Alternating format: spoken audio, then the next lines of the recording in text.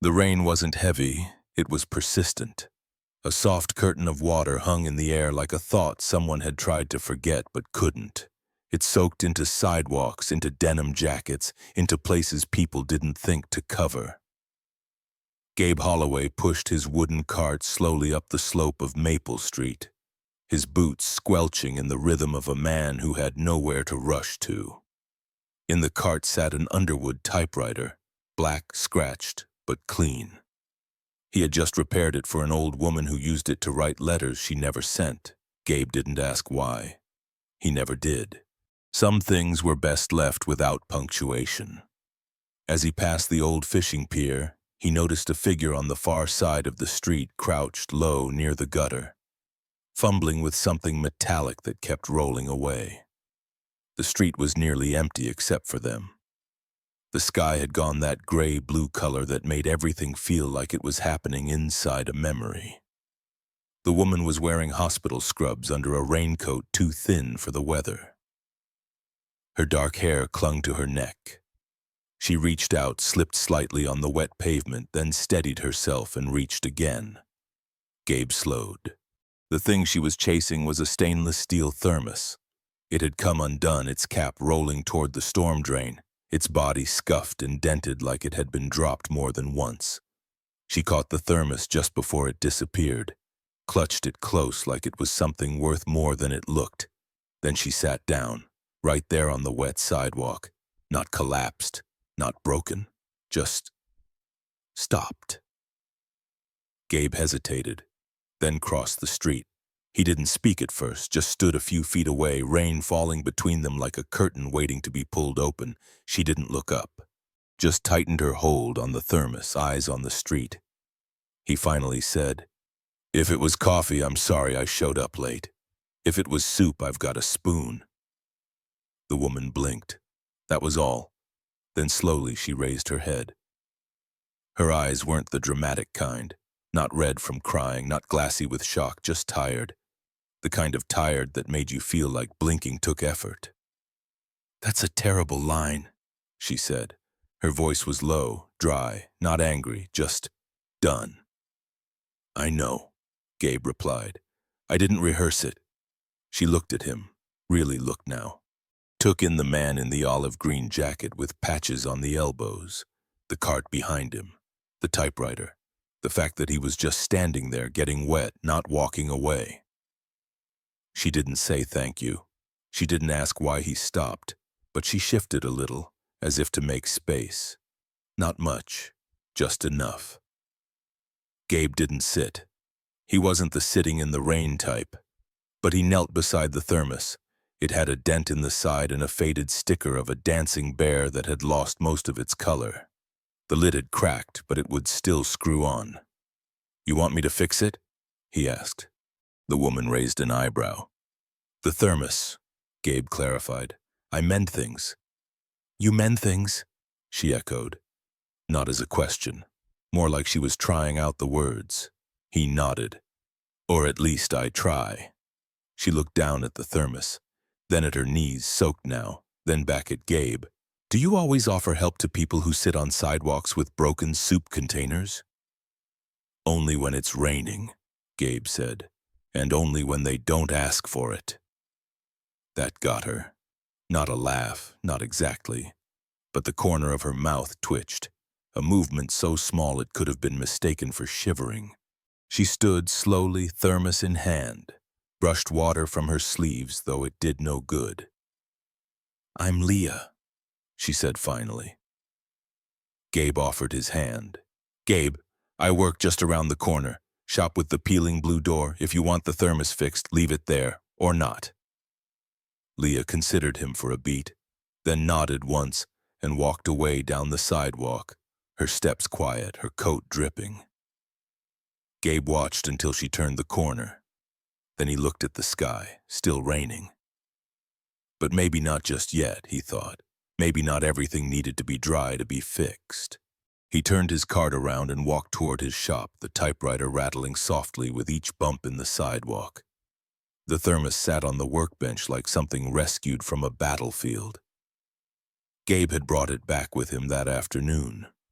Not because she asked. She hadn't.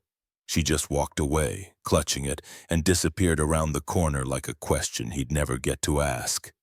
But the image of her wet, still holding on to something so dented, it followed him all the way home.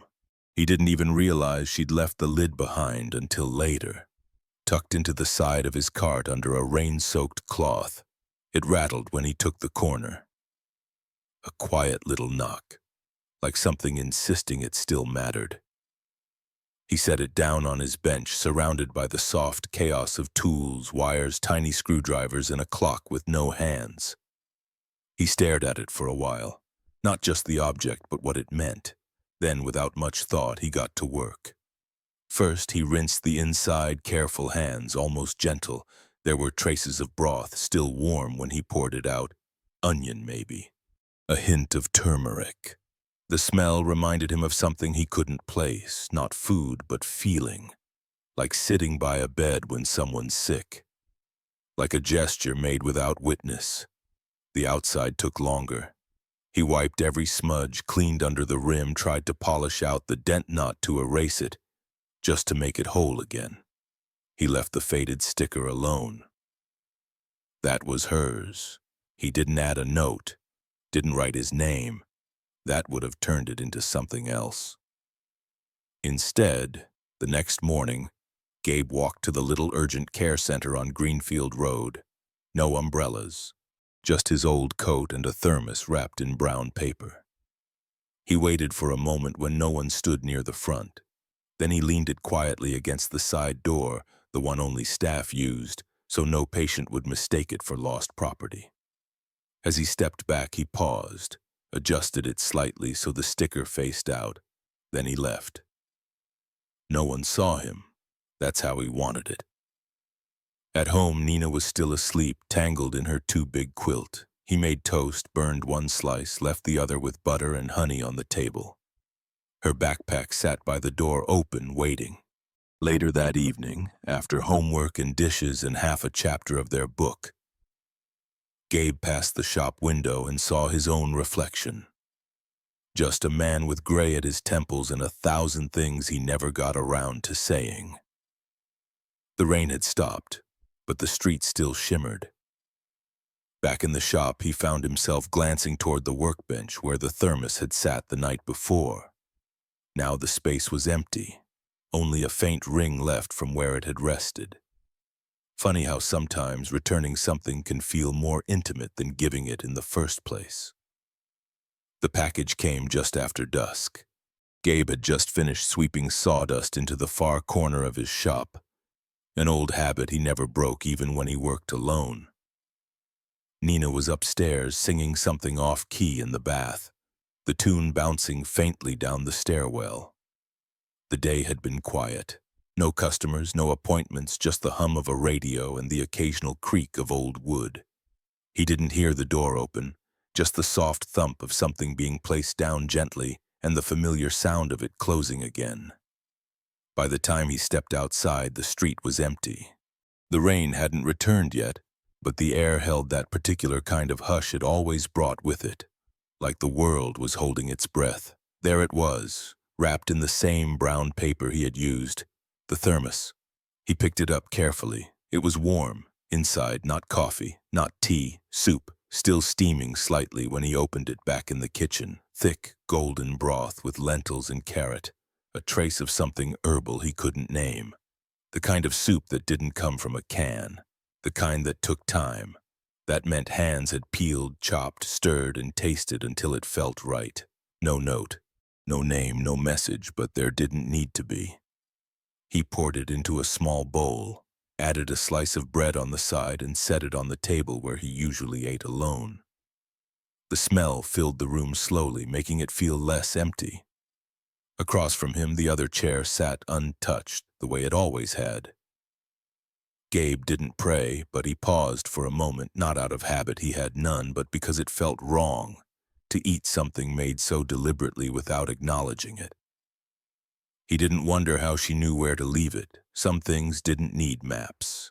Nina came downstairs in pajamas too short for her legs, towel still around her shoulders. "Is that soup?" she asked, sniffing the air. He nodded. Want some? She looked at the single bowl already placed, then back at him. You eat it, she said. I had cereal. And just like that, she climbed onto the couch and disappeared into a book, her voice trailing off into whatever world she was entering next. Gabe took the first spoonful. It wasn't perfect.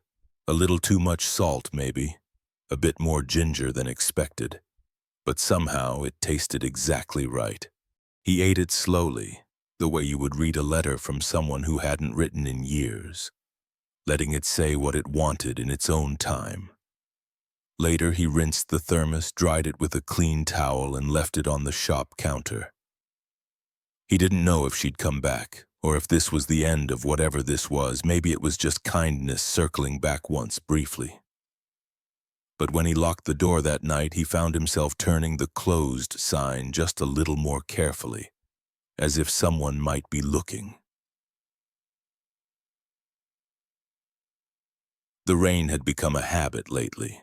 Not a storm, not even an event.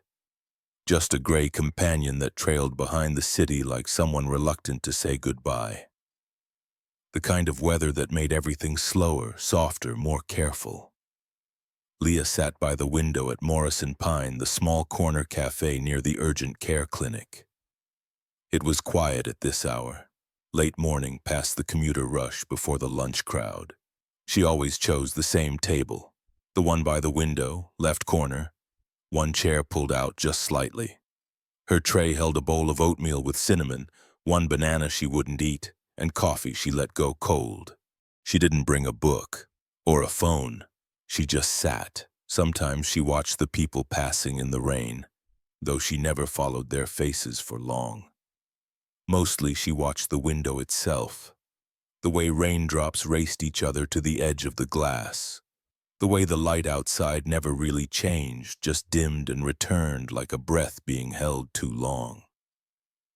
A waitress offered to warm her coffee. Leah shook her head. She wasn't there to drink or eat, not really. She was there to remember how to sit still without feeling like she was wasting time. The truth was, Leah Chen used to be quick. Quick with charts, quick with words, quick with diagnosis.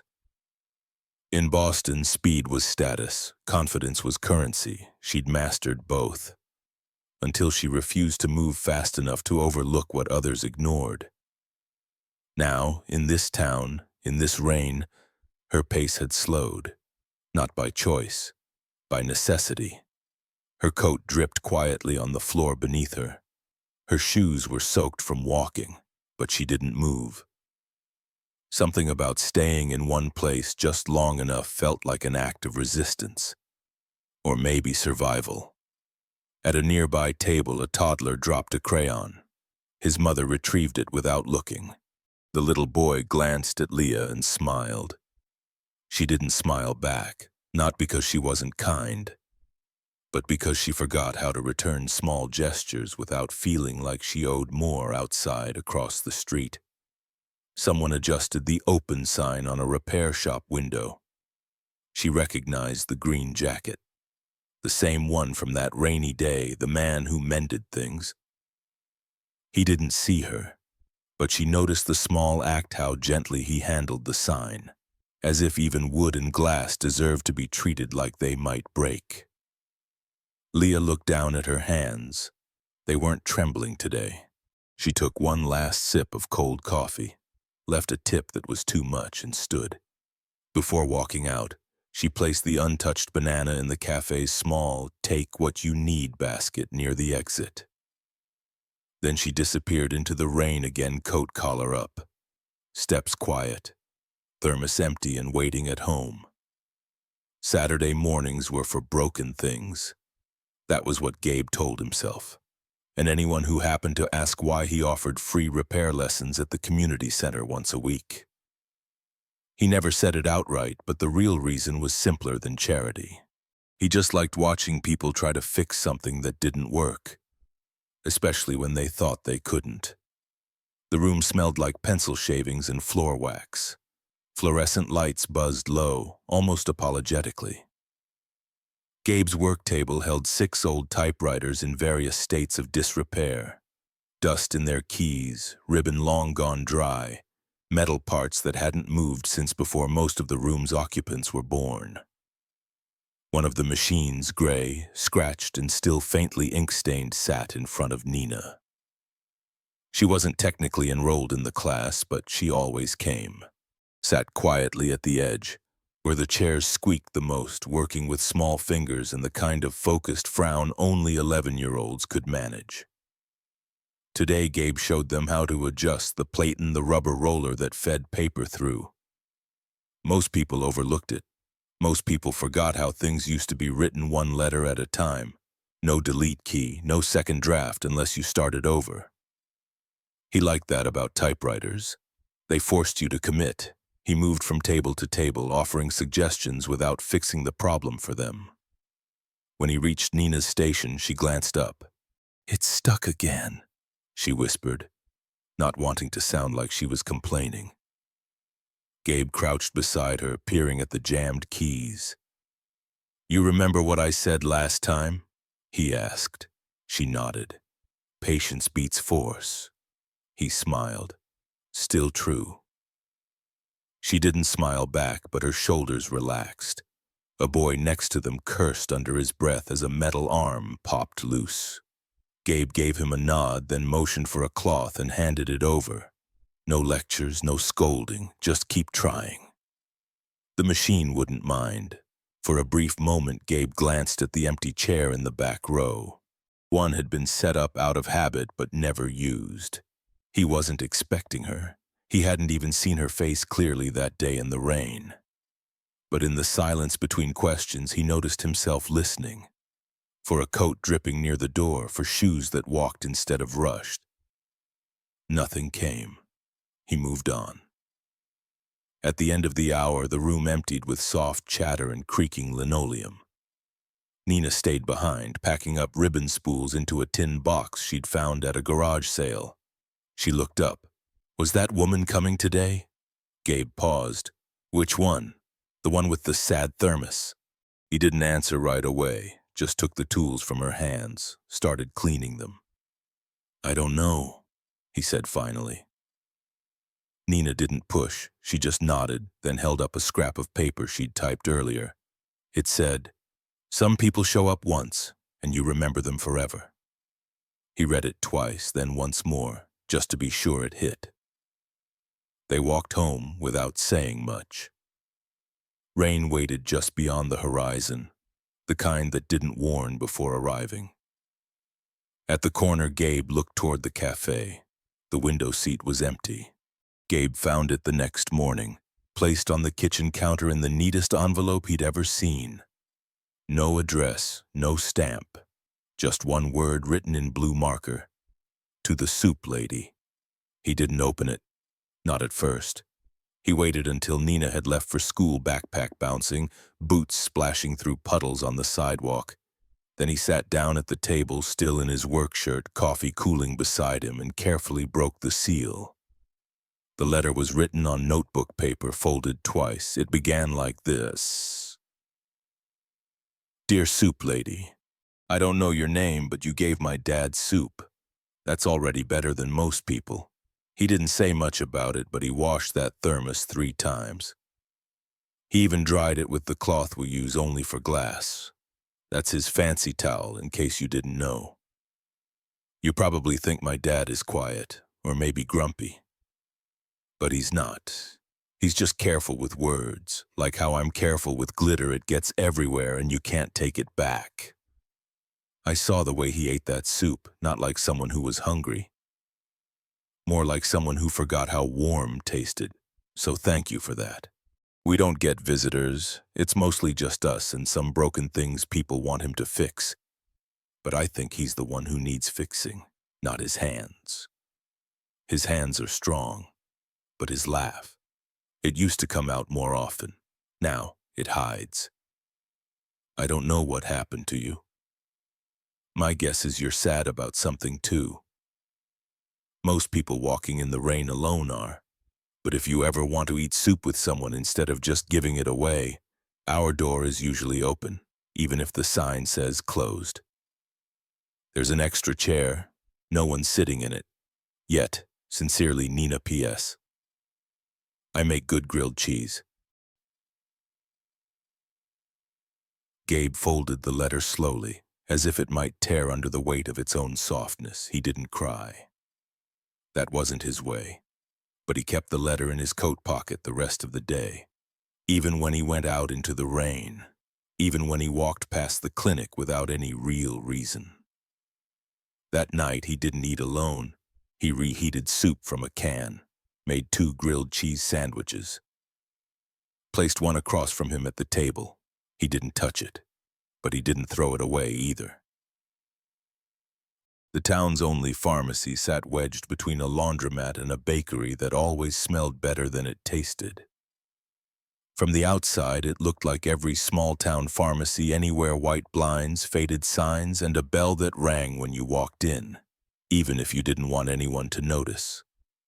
Leah stepped inside late afternoon, rain still clinging to her coat. She carried a short list: children's cough syrup, gauze pads, a box of herbal tea she wouldn't drink but needed to pretend she might. The warmth inside fogged her glasses. She paused to wipe them, letting her eyes adjust. A woman near the greeting cards looked up, then quickly looked away. The bell rang again. Another customer entered, then stopped, just for a moment, just long enough to recognize her face. No one said her name. But something changed, a shift in the air. Leah moved toward the back aisle, searching for a specific brand. She found herself reading labels more slowly than usual, pretending not to feel the stares that weren't quite direct, but definitely not imagined. Behind her, low voices: "She's the one, isn't she? She used to be, I think, in Boston, some scandal. I heard she went after her own hospital. Big lawsuit. Made the papers. But what really happened? People don't just leave like that for nothing." The whispers floated like dust motes. Not shouted, not even cruel, just familiar. Leah kept her eyes on the shelf, hands steady, spine straight. She picked up what she needed, checked the expiration date twice, and walked to the counter with a smile that felt like cardboard. The cashier, a girl barely 20, scanned the items in silence. Her eyes darted from the screen to Leah's face, as if trying to match it to a story someone had told. "That'll be $16.20, the girl said finally. Leah handed her a 20 and waited, not for change, for something else. A question, a look, anything. But none came. As she stepped outside, the bell rang again. Behind her, someone muttered, not unkindly, just audibly enough, "She doesn't look like trouble."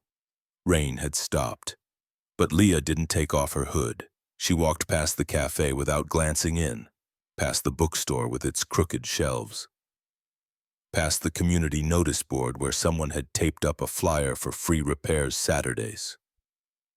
At the corner, she paused, looked down at the sidewalk where a single worm writhed, lost after the storm. Then she stepped around it and kept walking.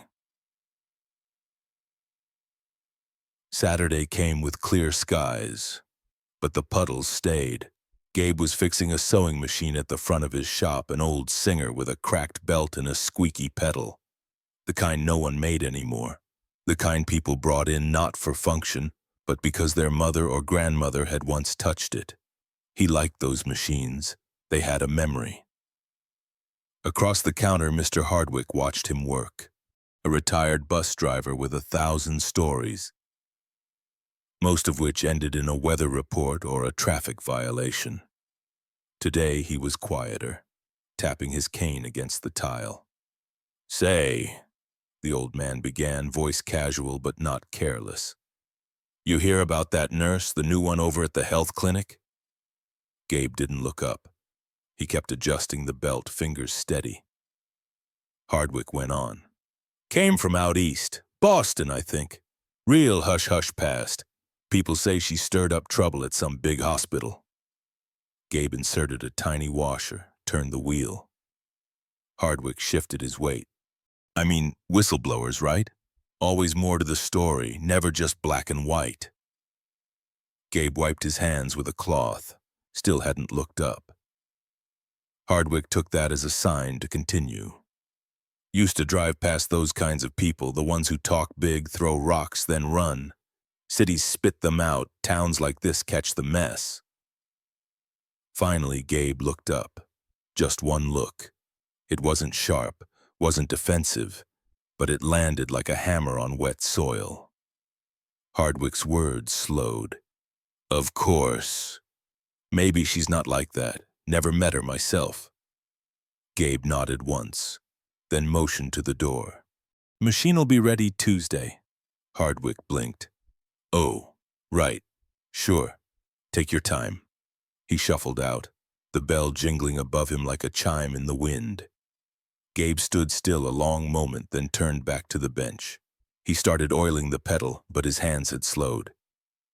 His mind was elsewhere. He didn't know Leah. Not really. Only the soup, the rain, the way she hadn't left a note, or a name, just warmth. Whatever she'd done before, she hadn't brought it to his door like a banner. She hadn't asked to be seen. He thought about Nina's letter, the folded paper he still carried. He thought about the extra chair at their table. Then he reached for the cloth again. Polished the old sewing machine a little more than it needed. As if it mattered how a thing looked when someone finally came to claim it. The first thing Gabe noticed that morning wasn't the rain. It was the absence. For 3 days straight, the thermos had been there, placed quietly on the step in front of his shop each dawn. Always with something inside. Warm broth, potato soup, once even tomato with basil and toast triangles wrapped in parchment. No name, no note, just care, given in silence. This morning, the step was bare. No thermos, no warmth, just wet concrete and the fading outline of where it used to sit like a ghost left behind by the steam. The rain hadn't stopped. A steady, unremarkable drizzle that softened the edges of everything: rooftops, windows, even time. Gabe stood in the doorway longer than usual. The open sign still faced out, slightly crooked. He didn't fix it. Across the street, the flower shop owner was pulling down their awning. A dog barked in the distance. A single car passed, wipers clicking out of rhythm. Inside the shop, Nina was still asleep upstairs. Saturday meant cartoons and toast, but she never came down before 8.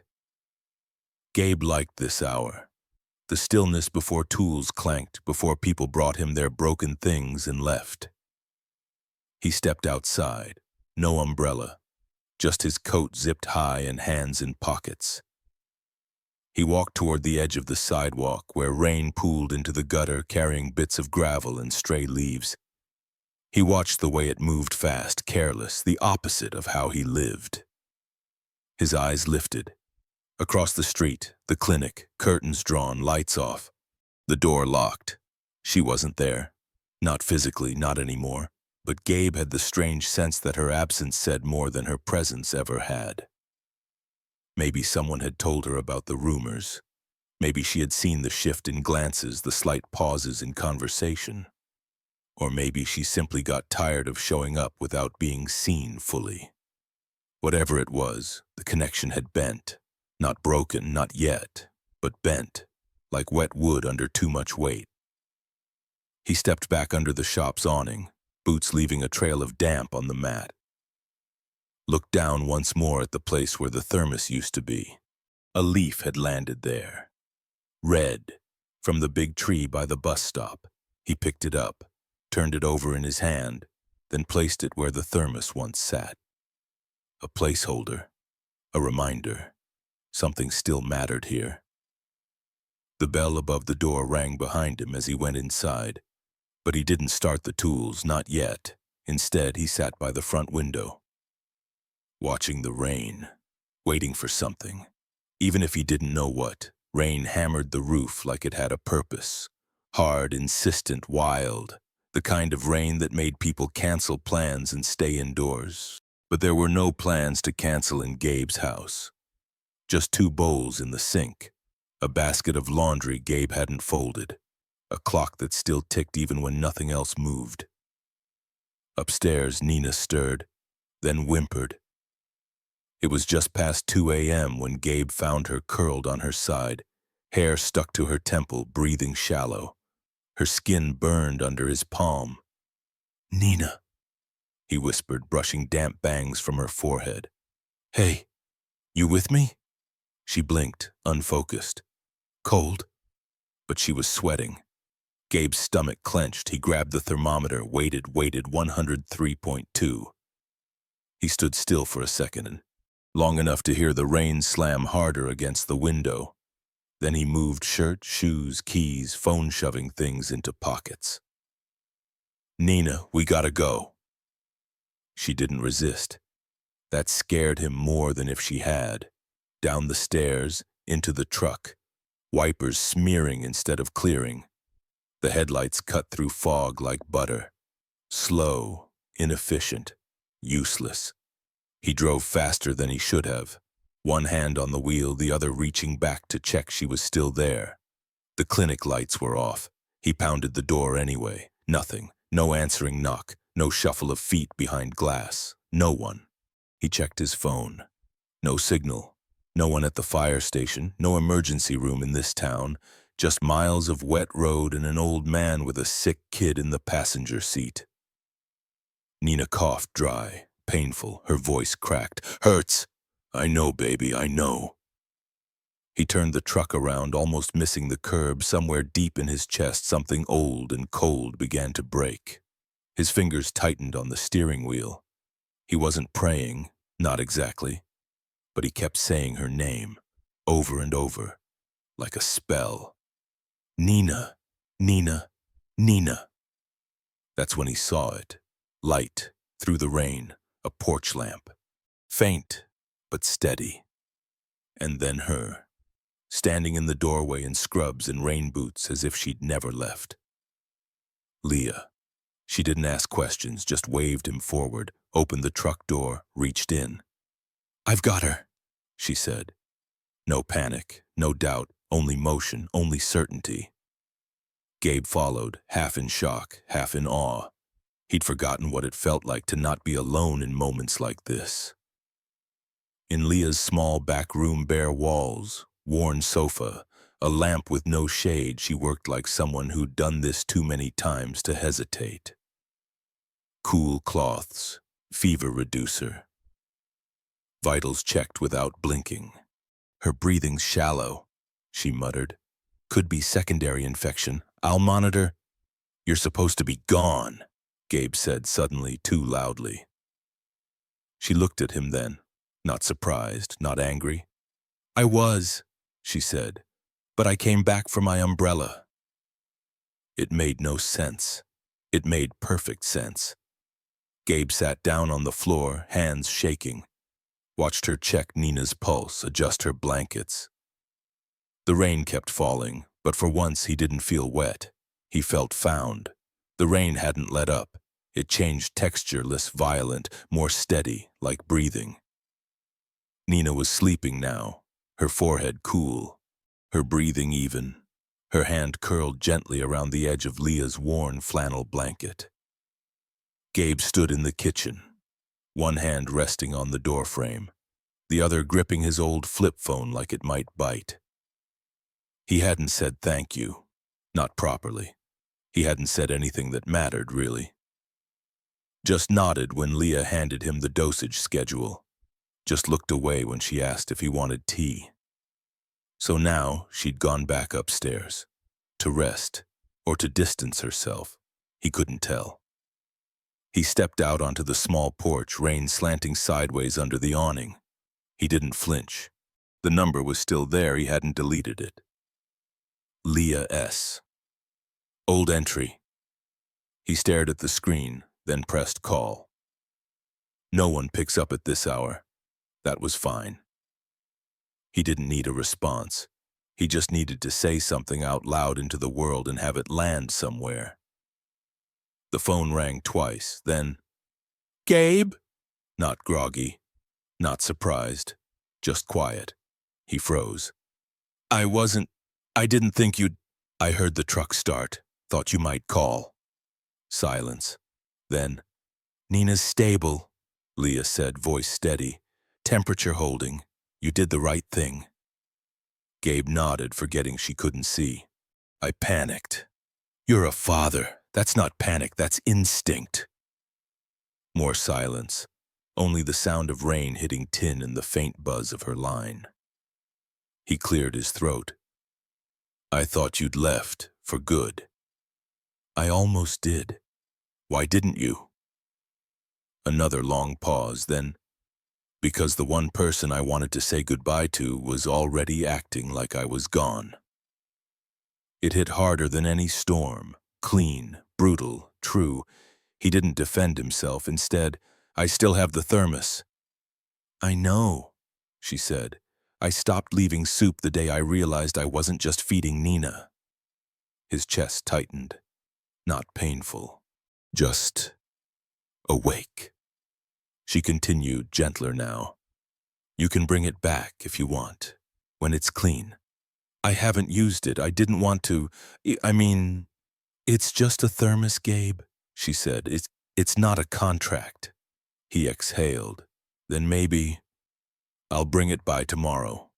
I'll be here, she said. A beat. I'm glad you called. And then, just before she hung up, sometimes people don't disappear. They just wait for the rain to stop. Click. He stood there a long time after, holding a silent phone, watching the rain, feeling for the first time in weeks that it might actually stop. It wasn't the knock that Gabe remembered. It was the quiet before it, a silence that settled like steam on a mirror, thin, delicate, threatening to vanish with the lightest breath. He opened the door slowly. Leah stood there in a navy raincoat, no umbrella, hair damp and pulled back.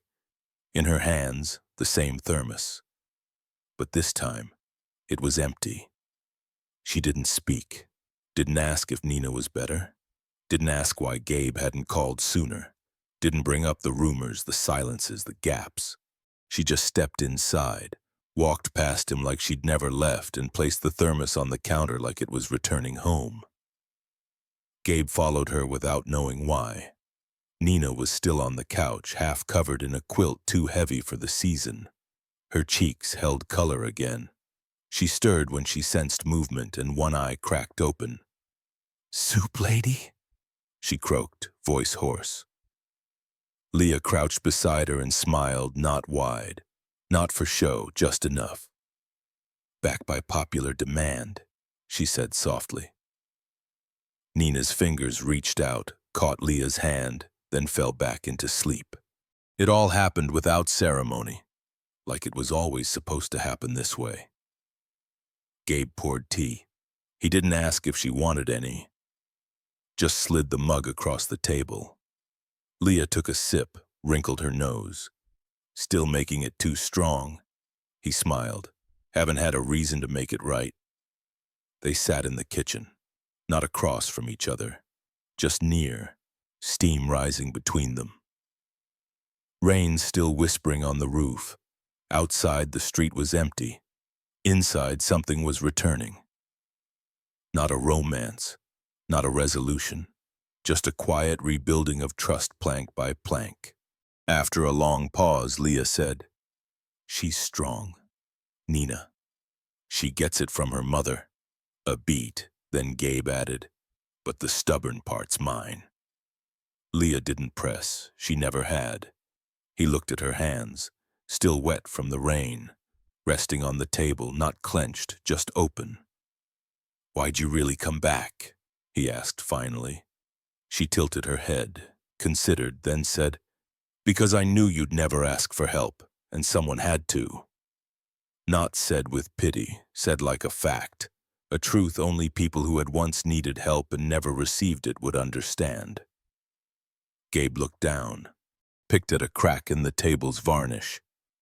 "I don't know what I'm doing." "No one does," Leah said. "We just do it anyway." She stood. "I'll come by tonight. Check her again if you want." He nodded. She stepped back toward the door, rain still falling, less now, softer. Before she left, she glanced at the thermos on the counter. "Maybe next time," she said, "fill it with something from your side." And then she was gone. Not with a dramatic exit, no slammed door, no turned back, just gone for now, leaving behind warmth and a request not for forgiveness but for reciprocity. The thermos had been sitting on the counter for 3 days. Clean, closed, untouched. Every time Gabe passed it, he thought of Nina's fever breaking under Leah's calm hands. He thought of the quiet way she left. No promises, no guilt, just a space made available if he wanted to fill it. That morning, the rain had stopped. The town looked washed, not wet. Gabe stood in his small kitchen, apron smeared with flour and something that might have been butter. A pot simmered behind him, gurgling unevenly like it wasn't sure it wanted to be soup. He stirred, tasted, too salty, added a splash of water. Stirred again. It wasn't Leah's kind of soup. It wasn't anyone's kind of soup, really. But it was his. Potatoes he'd peeled. Carrots Nina had cut crooked and too thick but earnest. Broth from scratch. No shortcuts.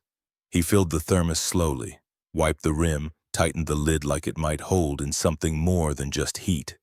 No note, no smiley face on the cap, no recipe card, just the gesture.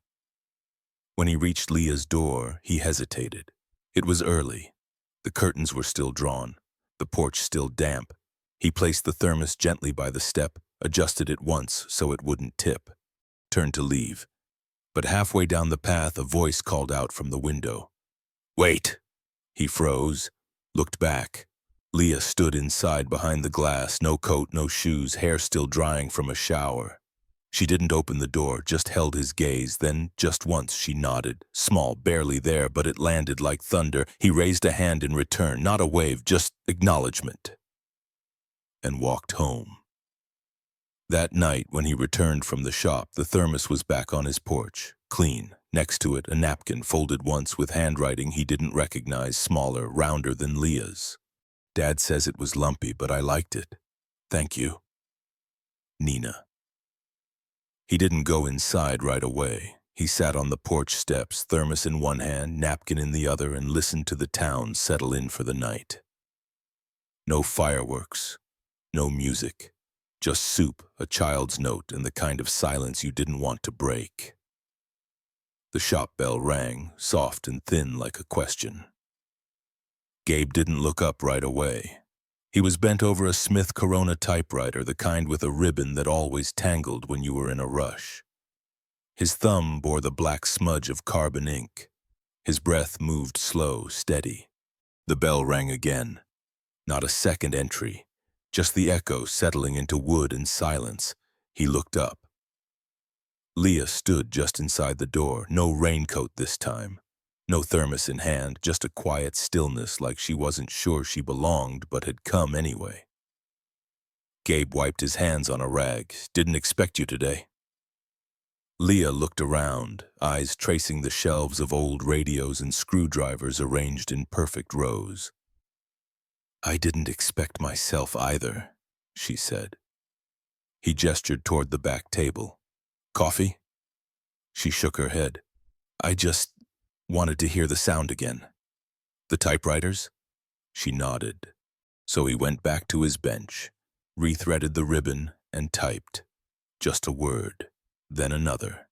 The spacebar made a soft thunk. The keys hit paper with a hollow clack. Not loud, not fast, but steady. She sat down across from him.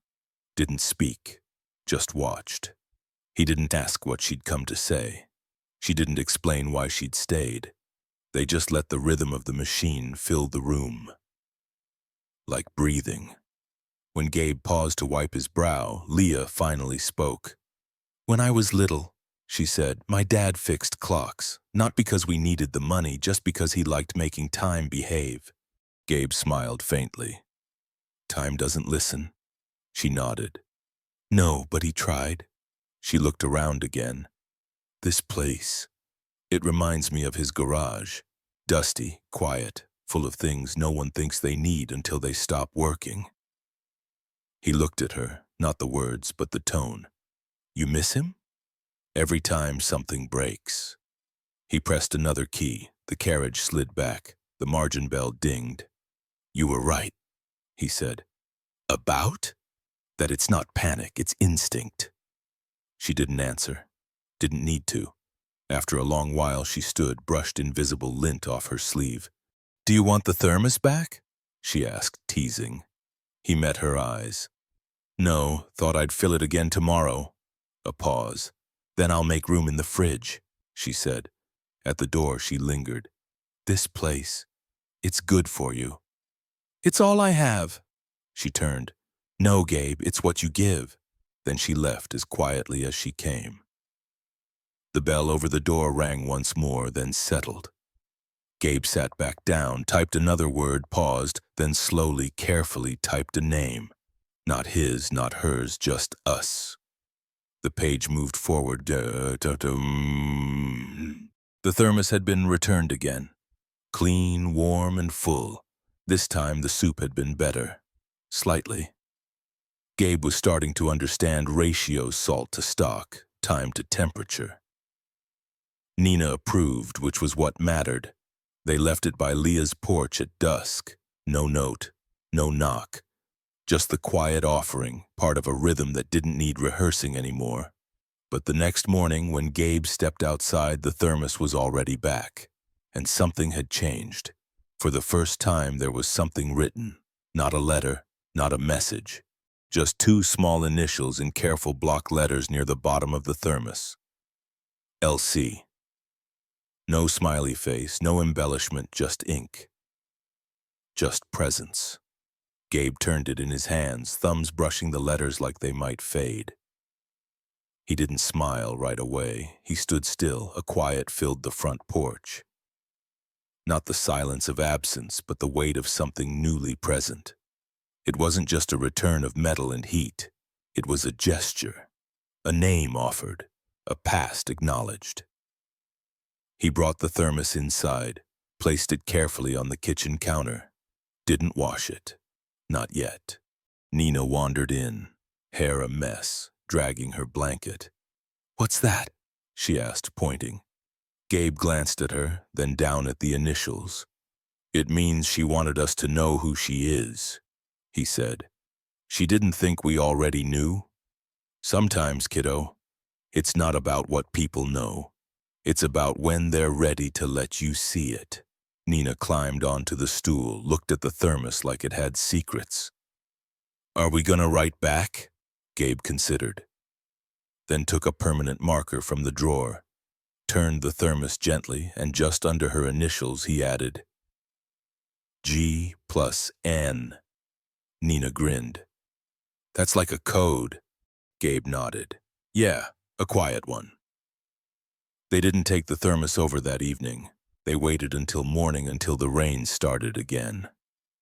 Light, but steady. Then walked together, Gabe carrying the thermos, Nina skipping ahead.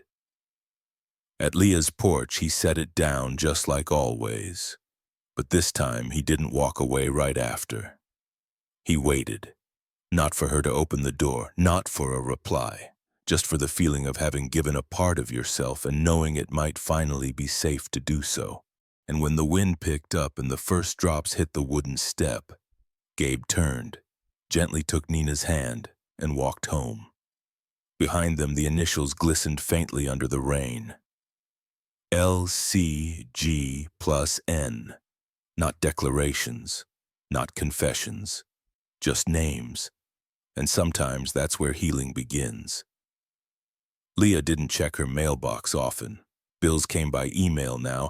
Flyers went straight to the bin. Most days, the metal door just echoed back nothing. But this morning, something was different. A plain white envelope. Handwritten address, no return name, no logo. Her fingers hesitated. Inside her apartment, the silence seemed to deepen as she tore it open. No perfume, no weight.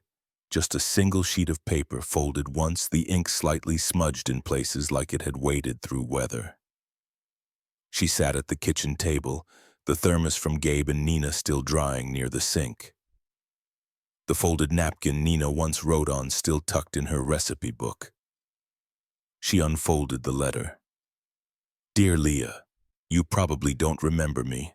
I was the mother who cried in the hallway while you held my son's hand. You stayed past your shift. You told him a story about a dragon with asthma, and he laughed even while struggling to breathe. I remember thinking, she doesn't just treat him, she sees him. I also remember the day the news broke the headlines, the accusations. The quiet, sudden way your name disappeared from every board, every chart, every doorway. But I never believed the whispers. I saw what you did when no one was watching.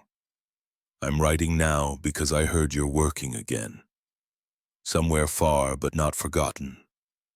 I hope you know, we never blamed you. We remember your courage and your warmth. Thank you for being there when it mattered most. With gratitude, Maria C., mother of Ethan. Leah's eyes didn't tear, not right away. Instead, her hands stilled.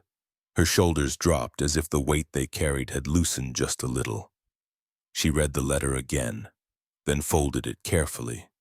She didn't have a frame, so she slipped it behind the small mirror above the sink. Just enough so that when she brushed her teeth, she could see the corner of the paper like a bookmark for a chapter she'd survived. Later that evening, the rain returned.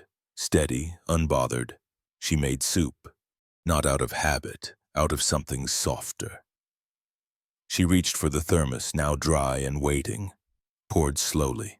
But this time, as she closed the lid, she paused. Then, almost without thinking, she picked up a pen. Near the initials she had once written, she added one more. EC, small, faint, but there. For a child she didn't save. For a memory she no longer had to carry alone. The rain tapped on the window like fingers asking to come in. Leah didn't answer. She just listened. It was raining again, soft and persistent. Nina sat cross-legged on the living room rug, building towers from mismatched blocks and half-broken plastic animals. Gabe was at the kitchen sink, drying the thermos. Leah had returned again, the initials now faint from being washed too often. He watched the letters blur slightly under the towel. Nina spoke without looking up. "Dad," she said, "did Mom like the rain?" Gabe froze. It wasn't the first time she'd asked about her mother, but it was the first time she used the present tense. He set the thermos down, walked to the couch, sat. "She did," he said slowly, "especially the kind that sounds like it's whispering." Nina nodded, still not looking up. "Did she ever dance in it?" Gabe smiled. "Once, in the backyard.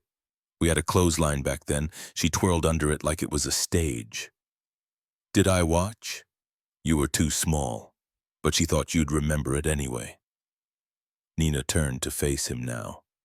"What happened, Dad? Why did she leave?" He swallowed. The rain kept falling against the windows, the roof, somewhere in his chest. "She didn't mean to," he said quietly. "Her heart, it just stopped one night. No warning. No goodbye." He had never said it out loud like that, not even to himself. Nina leaned against him, small head pressing into his side. "I don't remember her voice," she whispered. Gabe closed his eyes. It was soft. Even when she was mad, it sounded like music. "Do you remember everything?" "No," he admitted, "but I remember how she held you, like you were made of light." Silence settled between them, warm, full. Gabe reached over to the old bookshelf, pulled out a worn photo album, one he hadn't touched in years. He flipped it open, hands slightly trembling, not from age, from memory. They sat there for a long time, Nina tracing the faces with her fingers, Gabe filling the gaps with stories that didn't always line up, but always ended with love. And when they reached the last page where an empty sleeve waited for a photo never taken, Nina slipped in a drawing of 3 stick figures under one umbrella. Gabe blinked hard. That's us, she said proudly. Me, you, and Leah. He didn't correct her, didn't say it was too soon or too complicated. He just pulled her close, kissed the top of her head, and whispered, "Yeah, that's us." Outside, the rain softened, just enough to hear the quiet hum of life moving forward. The farmer's market smelled like early peaches and rain on gravel. It had rained that morning again, but now the sky was clearing and light fell through gaps in the awning, dappling crates of tomatoes and jars of local honey. Gabe had a small table tucked at the end, lined with restored odds and ends. A lamp with mismatched knobs, a bread box repaired with care, and a wooden tray carved with constellations. Leah stood beside him, not helping, not buying, just standing.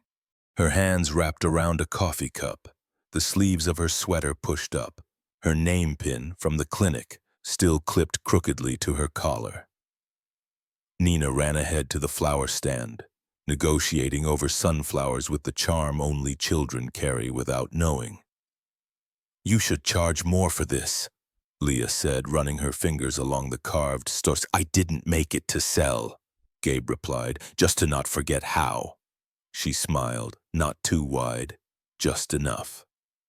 An elderly woman stopped by the table, her arms full of produce, her eyes sharp behind round glasses. She glanced between them. The man with careful hands, the woman with quiet posture. "You two married?" she asked, casual as weather talk. Leah blinked. Gabe opened his mouth, then closed it. The woman chuckled, already turning away. "If not, you should be. Some things just look right." She disappeared into the crowd, the question left hanging like mist in morning sun. Neither Leah nor Gabe said anything right away. But they both looked at the same spot on the ground, then at each other. And for the first time in a long time, they laughed. Not loudly, not nervously. Just the kind of laugh that comes from a weight neither of them realized they'd been carrying. Now suddenly lighter. When Nina returned holding a single sunflower as if it were treasure, she looked at both of them. "What's funny?" "Nothing," Leah said. "Everything," Gabe said at the same time. They looked at each other again, smiled, and didn't explain. Later, as they packed up, Leah tucked the flower into an empty thermos. "Do you ever answer questions like that?" she asked. "Sometimes," Gabe said, "but not out loud." They walked home together, Gabe holding the crate, Leah carrying the thermos. The sunflower stuck out the top, bright and ridiculous. And neither of them asked what it meant. Because some questions don't need answers, just people willing to walk beside you anyway. The rain had passed for once, leaving the air soft and still. Gabe's house smelled of something burnt and something warm. He stirred the pot with a quiet urgency, frowning at the edges of overcooked noodles. "Don't worry," Leah said gently behind him. "I've had worse. Probably." He turned, mock offended. "That's supposed to make me feel better?" Leah shrugged, setting the table with Nina. The plates were mismatched, the forks slightly bent, but everything looked ready, 3 seats, one more than usual. Nina stood on her tiptoes to reach the cups. "She's never set a table for 3 before," Gabe said, low enough so only Leah could hear. "I haven't eaten at a table like this in years," she replied, just as soft. They didn't say anything else. Dinner was mostly quiet at first. The soup was hot, even if slightly too salty.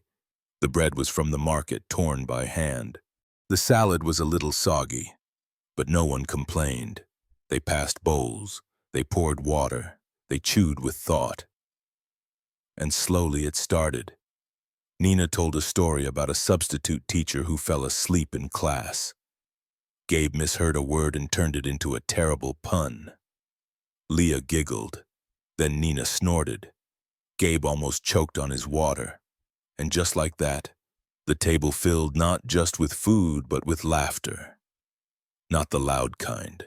The kind that makes your shoulders drop. The kind that makes silence afterwards feel softer, not emptier. Leah wiped her mouth and leaned back, watching them, father and daughter, elbowing each other gently. "Your soup's better than mine," she said. Gabe raised an eyebrow. "You mean that?" "No," she grinned. "But it's close."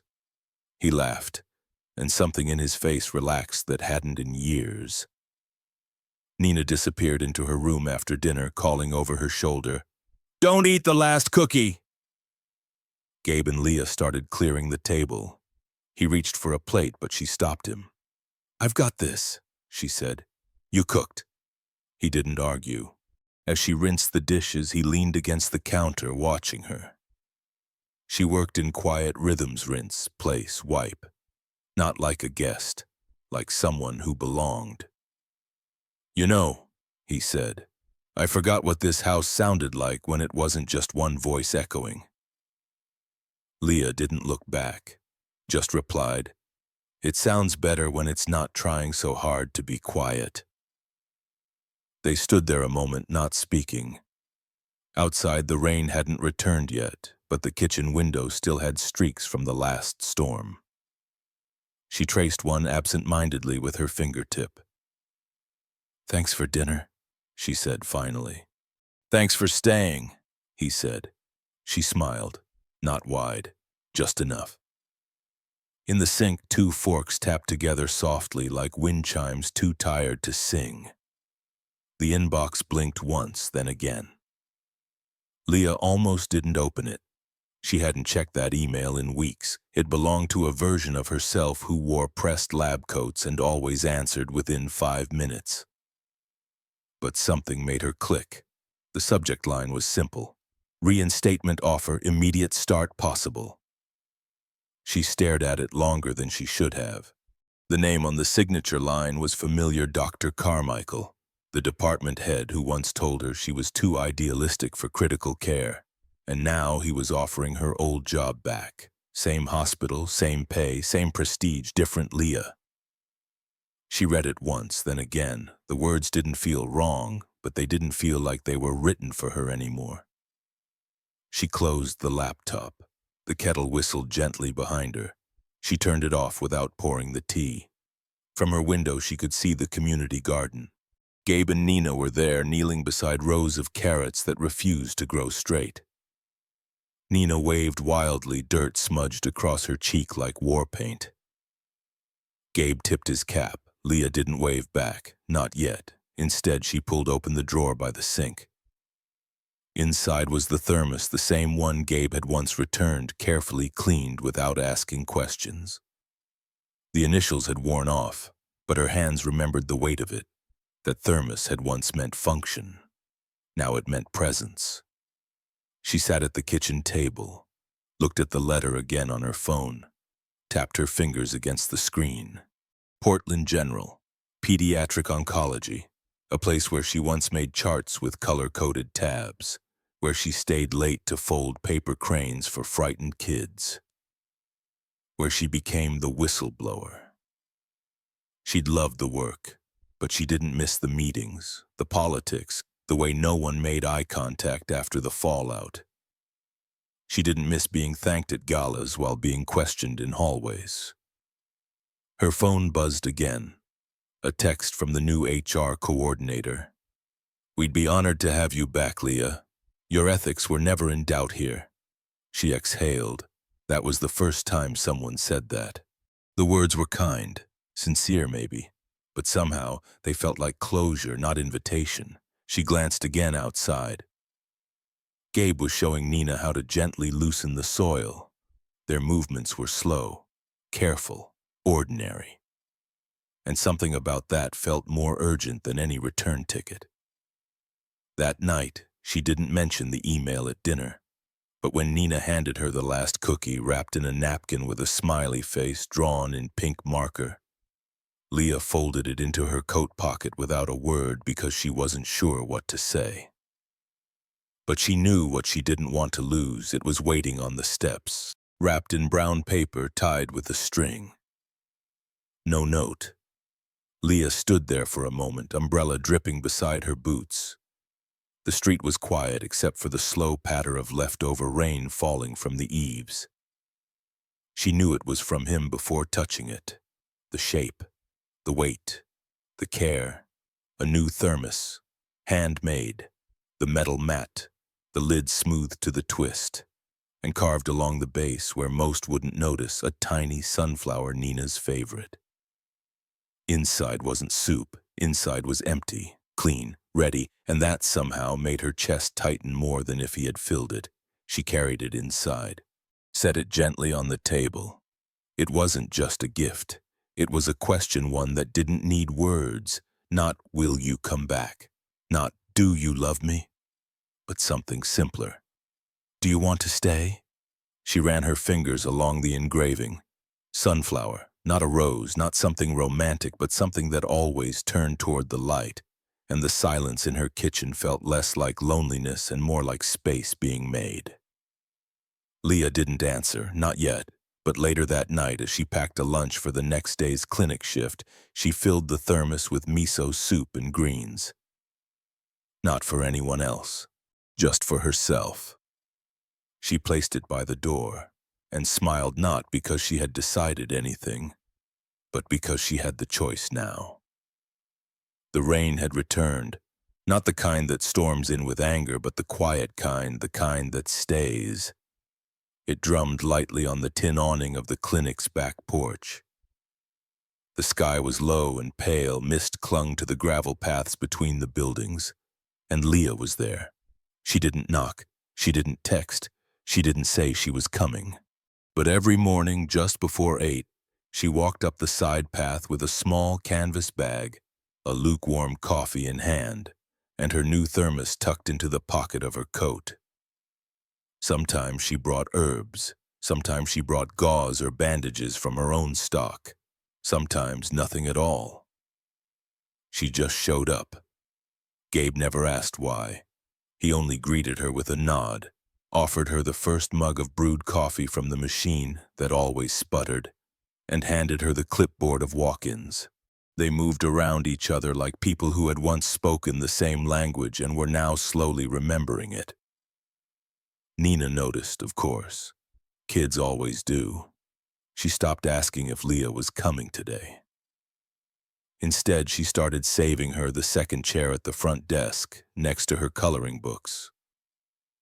One afternoon, Gabe caught Leah wiping the counter, not even realizing she was doing it. "Still not sure if you live here or just haunt the place," he said quietly, a small smile playing on his face.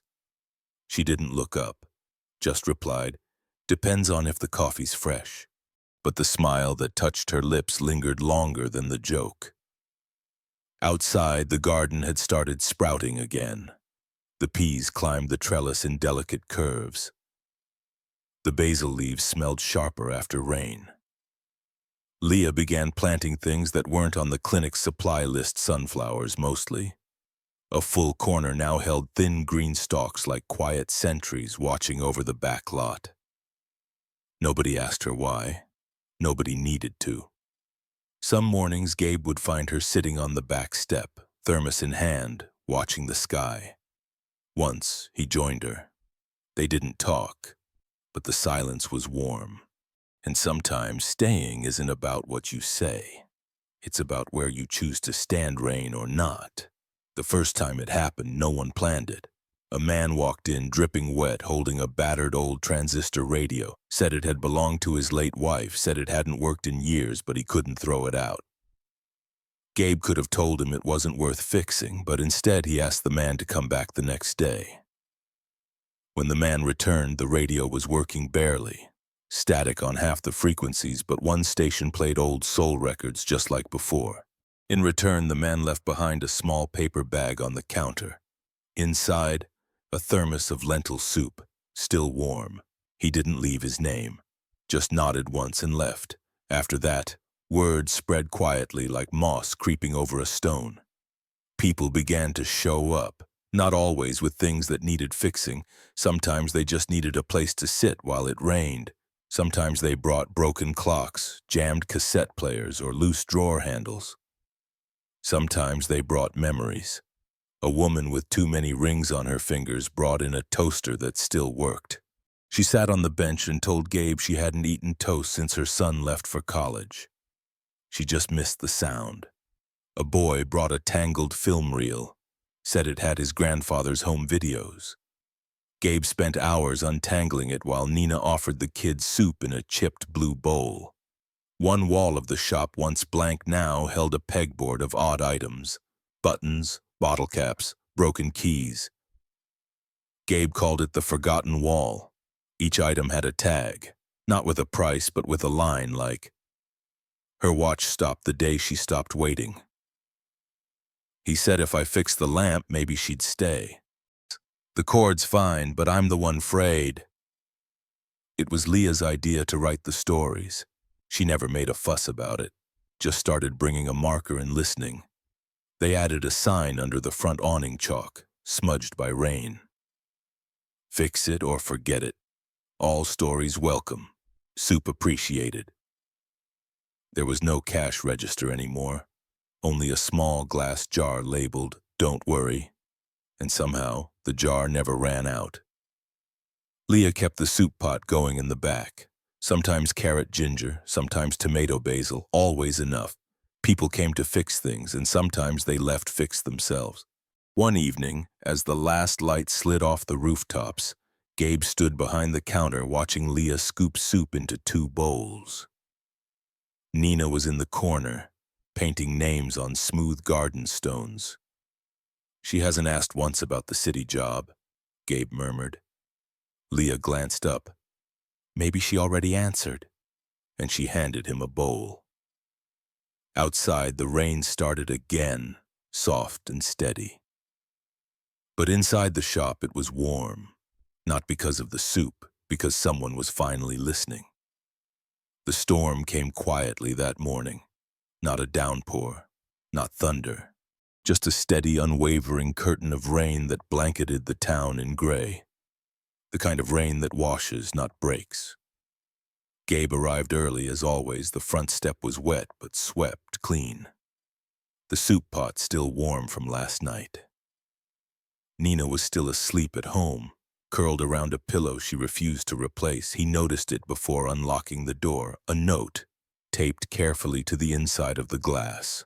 Not in an envelope, no flourish, just a strip of brown paper torn from the inside of a soup label, written in thick, dark ink.